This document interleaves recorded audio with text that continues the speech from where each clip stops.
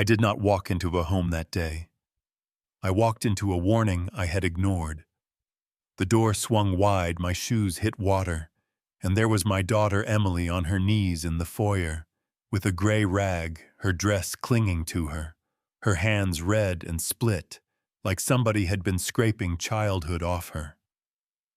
2 steps away stood Margaret in a red dress, and my late wife Sarah's pearls, calm as marble, saying, "Neatness is respect. Keep going until I can see my reflection." Emily didn't cry, just looked up and breathed, "Dad." My hands hurt. Margaret's eyes never left the floor. If she lies again, I'll scatter her mother's ashes.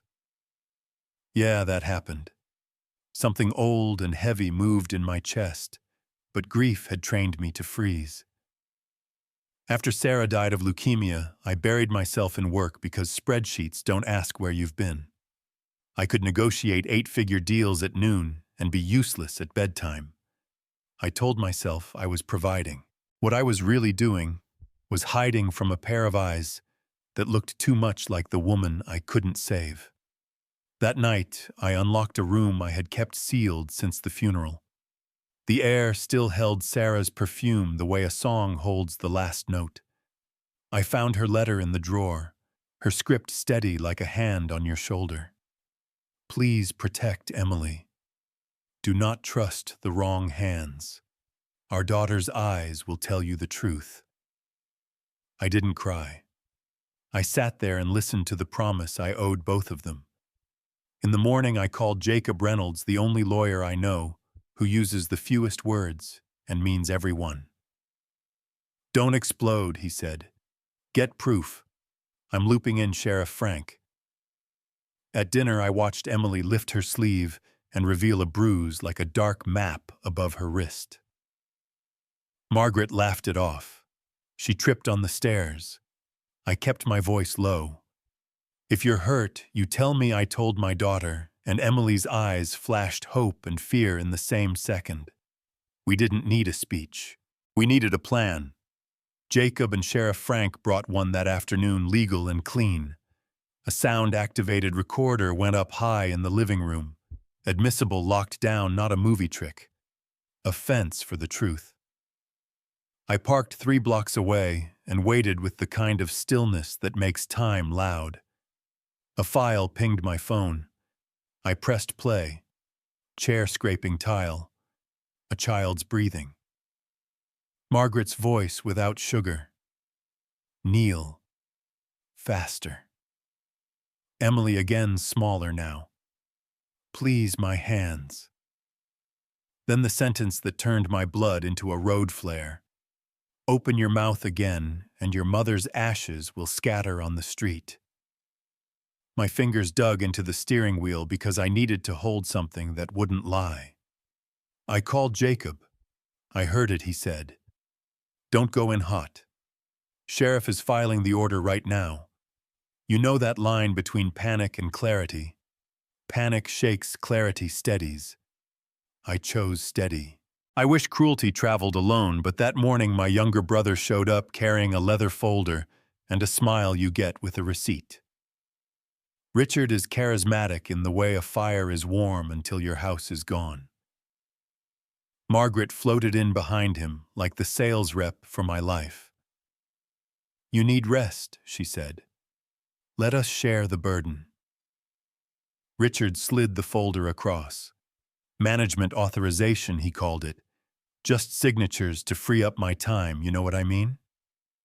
While they admired themselves in their pitch, I photographed the pages and sent them to Jacob with 2 words. "Check now." His reply came back like a siren that doesn't waste its breath. "It's a transfer in disguise. Clause 5.3 gives them senior control. 7.2 reaches Sarah's trust. Appendix C locks if you step away 60 days. If you sign, you lose everything." I looked up and smiled like a man who hadn't just watched a trap grow teeth. "Company procedure," I said. "Independent advisor reviews, then I sign." Margaret's smile thinned.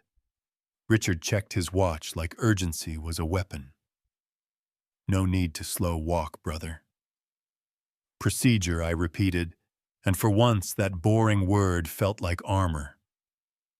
That night I cooked badly on purpose because a house should smell like people trying. Oversalted soup toast, just this side of burnt lemonade too strong.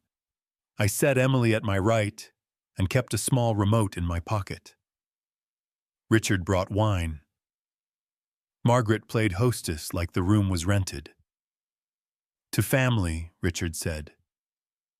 To relief, Margaret added eyes on me like I was a contract set to auto-renew. I pressed the button.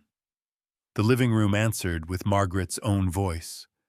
Cold, flat, the exact threat. Open your mouth again, and your mother's ashes will scatter on the street. Nobody moved. Emily folded into me, trembling. I stood with her tucked to my side. Margaret found a smile that belonged on a different person. Edited, she said. She's manipulating you. It's time-stamped, verified, and under a court order, I said, keeping my voice where it belonged. Nobody edited your cruelty. Richard slammed his palm on the table hard enough to ring the silver. You set us up. No, I said, nodding at the small body in my arms. I stood up. 3 knocks. Law came in like daylight. Sheriff Frank, Deputy Grant, Jacob with a folder. We are serving a child protection order and a limited search warrant. The sheriff read clear as the hinge on a door you can finally close.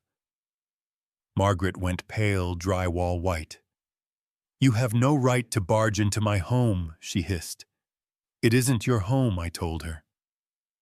Emily's fingers clenched my shirt, and I realized I was breathing again. Deputy Grant cuffed Margaret with a care she had never given my child. Richard squared up, jaw-tight eyes, throwing nails. You'll pay for this. Jacob stepped between us with that courtroom calm. Sit down, sir. They left in a whirl of paper and footsteps, and then it was just the sound of Emily's breath and a clock that had never sounded so kind. Healing is not fireworks, it's calendar work. For 3 nights, Emily woke up shaking, and I was already on the rug by her bed, saying the only sentence I trust not to break. I'm here today, I'll be here tomorrow. On the 4th day, I took her to Dr. Leah Simmons, who has a sand tray, a library of crayons, and a voice like a front porch. She taught Emily to breathe in 3, hold out 5 to color feelings so they couldn't hide. Fear gray, safety yellow. And to look for yellow on purpose, a sticky note, a bit of sunlight, her dad's hand. Our neighbor Mrs. Helen loaned us an upright piano that creaks on C-sharp and sounds like a memory even when it's tuned. Emily touched the keys like they might bite, then let a small chord out of the wood. Mom used to play at night, she said. I know, I said. She always added a little flourish like a wink. I emailed my board and took a season off. Family is the priority, I wrote. Strategic decisions go through due process, not one person's mood. It felt like setting down a backpack I had worn so long, I forgot it was mine to remove. At school, a music teacher named Diane invited Emily to the spring recital. She said no so fast it was almost funny. A week later, she changed her mind. The night of the recital, the auditorium smelled like floor wax and nerves, the kind of place where courage learns to stand up. Emily walked out in a pale blue dress, hands trembling, feet steady. The first note was quiet but firm. In the middle, she faltered, a bow stutter, then found the line again. At the end, she added Sarah's old flourish, not for show, just because it belonged. The room held its breath, then rose as one. I didn't stand right away because I was busy wiping my eyes on my sleeve and blaming the air conditioner. Backstage, Diane handed Emily a sticker shaped like a musical note. Dr. Leah only raised a thumb because sometimes too many words pull the petals off. I knelt. I'm proud of you, I said, not because you played well, but because you stood there. Emily hugged me so hard my ribs took notes. Dad, I'm not afraid anymore. You know what I mean? That sentence lands like a sunrise. The legal part kept moving. Margaret was indicted for child abuse. Richard faced charges for conspiracy and threats. The protective order held. Our house changed temperature. Emily left her door cracked at night, invited a friend over to paint, taped a crooked sign to the porch that said House of Music and Lemonade. We funded a hotline through the county center, turned a waiting room into a place that looked like hope had a decorator, reopened Sarah's fund for kids who survived what mine survived. On Tuesday nights, I speak plainly in a circle of single parents and tired heroes. I ran away after Sarah died. I only came back because of my daughter's eyes. You want a neat ending? Here's the honest one. Justice did what it could. Healing is doing what it must. And somewhere out there, Richard still believes life owes him interest. Maybe he'll appeal. Maybe somebody will say I went too far, playing that recording at my own dinner table with my child sitting there. I think about that night when the house is quiet, and the piano is shut, and the lemonade tastes like memory. Was I right to make the truth that loud, or should I have found a softer way to break a hard thing? When family betrays you, do you forgive in private, or hold them accountable in public? How far is too far when a child is in danger? I want your take. Drop your judgment in the comments. What you would have done at that table, what your town does to protect kids, what you've seen go right or wrong when money and pride try to drown out a small voice. If this story gave you a little more faith in everyday courage, share it with someone who needs a yellow minute today and subscribe so you don't miss the next story, where good people stand up, bad plans fall apart, and a kid learns that safety isn't a secret, it's a promise we keep together.